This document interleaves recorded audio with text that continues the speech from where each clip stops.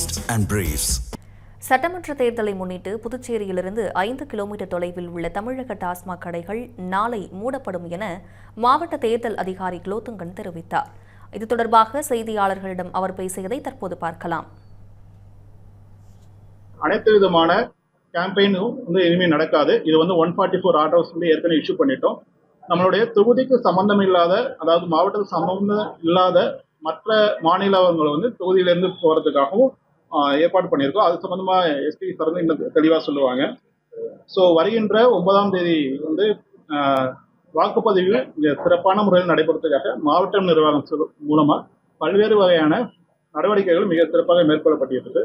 அதனால புதுவையில் இருக்க வாக்காளர்கள் அனைவரும் அந்த தினம் வாக்களித்து அவங்களுடைய ஜனநாயக கடமையை ஆற்றிட்டு மாவட்ட தேர்தல் நிர்வாக அதிகாரியின் மூலமா கேட்டுக்கொள்ளப்படுகிறது. பாண்டிச்சேரி ரீஜன்ல மட்டும் 845, ஸோ மாஹே யானம் 2 சேர்த்து 918.